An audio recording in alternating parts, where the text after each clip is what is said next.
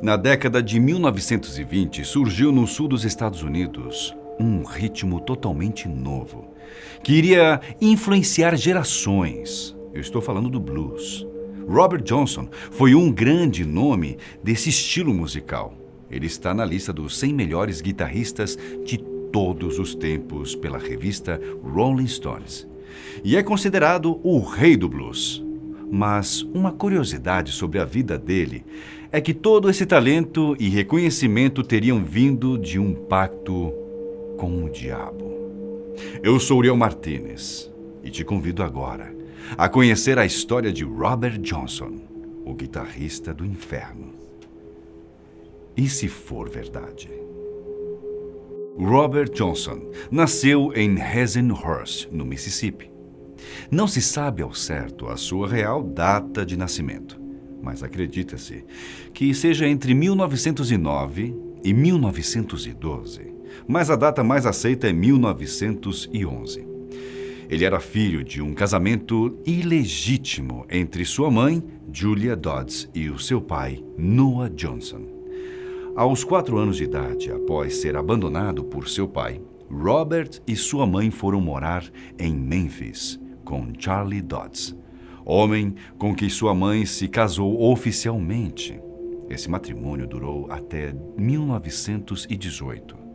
Com provavelmente 7 anos de idade, Robert Johnson foi viver em Robsonville com um novo padrasto, Willie Dusty, e a sua mãe. Robert usava o sobrenome Dodds, porém, em 1920, ao tomar conhecimento da real identidade do seu pai, assumiu o nome Johnson. Como uma criança negra, recebeu pouca instrução, trabalhou desde muito cedo e aprendeu a cantar e tocar gaita com seus companheiros de trabalho nas lavouras de algodão. Robert trabalhou no campo até a sua maioridade, se casou pela primeira vez e perdeu a sua esposa no parto do seu filho primogênito, que nasceu morto. A partir disso, resolveu fugir para se dedicar à música. Ele aprendeu a tocar violão com Son House e logo passou a viajar e tocar junto com músicos como Charlie Pitton e Willie Brown. Segundo o próprio Son House, que nesse momento já era um influente cantor e guitarrista de blues, Robert tinha uma boa fama como tocador de gaita, mas era péssimo no violão. Então, por volta de 1930, Robert Johnson teria desaparecido por quase um ano, vagando pelo delta do Mississippi. Quando retornou, era dono de um inacreditável talento, tocava muito bem e seus colegas acreditavam que era impossível que tivesse aprendido em tão pouco tempo. Nesse momento, surgiu a lenda de que Robert teria vendido sua alma ao diabo para que, em troca, ganhasse uma habilidade única e extraordinária na música. De acordo com a crença, em uma noite de lua nova, Robert Johnson estava à espera em uma encruzilhada com o seu violão. Os dados não são precisos, mas provavelmente em Clarksondale, no cruzamento das rodovias 61 e 49 em Mississippi, Estados Unidos.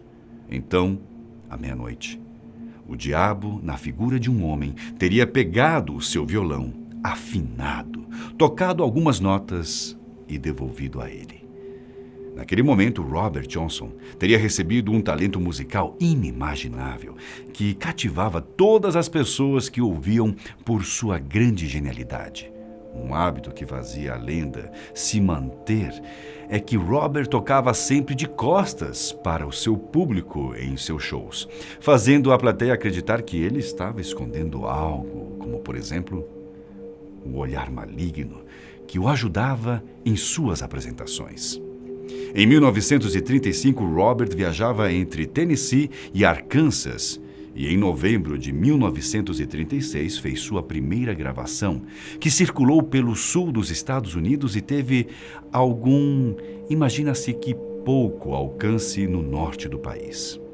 Ele gravou 16 faixas para a American Records Company, Tudo aconteceu em um quarto de hotel em Santo Antônio, no Texas, durante 3 dias. Entre as músicas gravadas, alguns clássicos como I Believe I Dust My Brown, Sweet Home Chicago, Terraplane Blues, Crossroad Blues, Come On in My Kitchen e Walking Blues. Em junho de 1937, ele gravou outro material para a Brunswick Records Corporation, em um depósito em Dallas, e outros clássicos foram gravados como Traveling Riverside Blues, Love in Vain, Hellhound on My Trail e My and the Devil Blues. Robert Johnson gravou ao todo 29 músicas e teve nesse tempo apenas um reconhecimento local. Das 29 músicas gravadas por Robert Johnson, 2 delas falavam abertamente sobre o diabo. Em Crossroad Blues, ele canta supostamente como o pacto foi feito. Ele diz nas primeiras estrofes: Eu caí de joelhos na encruzilhada. Em outro verso ele canta: Conte ao meu amigo Willie Brown que consegui o blues da encruzilhada esta manhã. Em outras 2 de suas músicas, ele cita efetivamente o nome do diabo, como em My and the Devil Blues, onde ele diz: Quando você bateu em minha porta, eu disse, Olá, Satã. E também ele cita: Eu e o demônio estávamos andando lado a lado e vou espancar minha mulher até que eu fique satisfeito. Nesse verso, ele retrata o ato de agredir sua esposa como uma obra do maligno. Em Hellhound on My Trail, ele menciona que há um cão do inferno no seu caminho. Embora que ele utilize de uma expressão explícita sobre o diabo, estudiosos sobre a vida de Robert acreditam que o demônio era uma retratação da desilusão amorosa, da violência e da tristeza que acompanhavam a sua vida. A maior parte das suas composições fala de amarguras do cotidiano, rejeição e desconforto espiritual. Algumas citam amores violentos, perseguições e desespero. Em outras canções, ele falava metaforicamente sobre sexo. Acredita-se que, 1 ano depois, após gravar suas últimas músicas, ele teria morrido em Greenwood, em Mississippi. A data de sua morte também é incerta. Provavelmente ele morreu aos 27 anos, em 16 de agosto de 1938. Ele é considerado o primeiro membro do Clube dos 27, a célebre lista de artistas extremamente talentosos que morreram com essa idade, sendo vítimas de álcool, drogas, mortes trágicas ou suicídio. O guitarrista Jimi Hendrix, que morreu engasgado no seu próprio vômito. Janis Joplin, morta no chão com o nariz quebrado. Jim Morrison, falecido na banheira. Brian Jones, afogado boiando na piscina. O suicídio de Kurt Cobain. São só alguns nomes que podemos nos lembrar de grandes músicos que morreram todos aos 27 anos de idade, às vezes com mortes inexplicáveis. A causa do óbito de Robert Johnson é imprecisa. Há relatos de que ele teria morrido ao beber um uísque envenenado com estricnina, depois de ter flertado com a esposa do dono de um jockey joint local. Johnson carregava a fama de ser muito mulherengo e beberrão.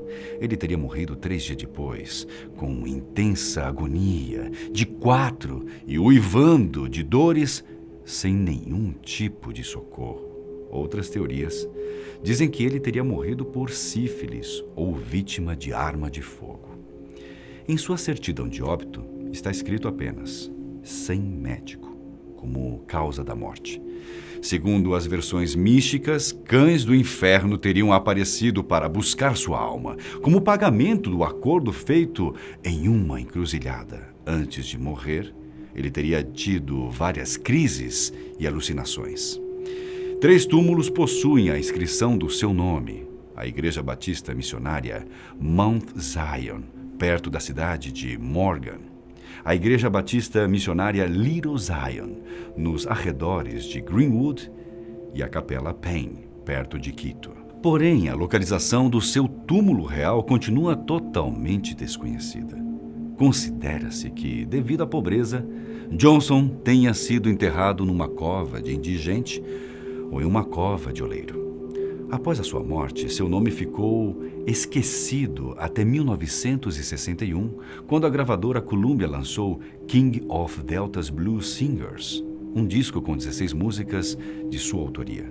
A partir disso, seu nome passou a ser aclamado como uma lenda do blues. Em 1990, a Columbia Records lançou uma série com gravações completas de Robert Johnson. O box, com 2 CDs, era acompanhada por um livro de histórias sobre o blues, letras e fotos raras. A gravadora esperava vender cerca de 20 mil cópias. Surpreendentemente, vendeu aproximadamente 500.000 de cópias e chegou a receber um disco de ouro. Robert Johnson morreu cedo, mas deixou suas obras como um impulso para o blues e para o rock. Suas músicas inspiram diversos músicos como Bob Dylan, Muddy Waters, Eric Clapton e Jeff Beck, além de bandas como Led Zeppelin e Rolling Stones. O fato é que o blues estava associado ao diabo desde o seu surgimento, principalmente por ter vindo dos descendentes de escravos do sul dos Estados Unidos. Era música negra, feita para os negros. Por essa razão, o ritmo era associado à figura do demônio, como um reflexo do preconceito racial. O blues nunca tentou uma ruptura com esse conceito, e no caso de Johnson, o abraçou. A lenda que envolve o nome de Robert Johnson é contada há mais de 70 anos e é sempre cercada de interesse por amantes da música. Existe muita mística e beleza no blues de Robert Johnson. Os poucos dados concretos sobre sua vida são cercados de mistério. Atualmente, se conhece apenas 2 fotografias dele e 29 músicas. Segundo o cineasta Martin Scorsese, o problema com Robert Johnson é que ele existe apenas em seus discos. Ele é uma lenda pura. E você acredita que o talento desse músico tenha vindo de um pacto sobrenatural? Deixe sua resposta nos comentários. Curta esse vídeo e se inscreva em nosso canal. Com certeza, nos veremos no próximo. E se for verdade?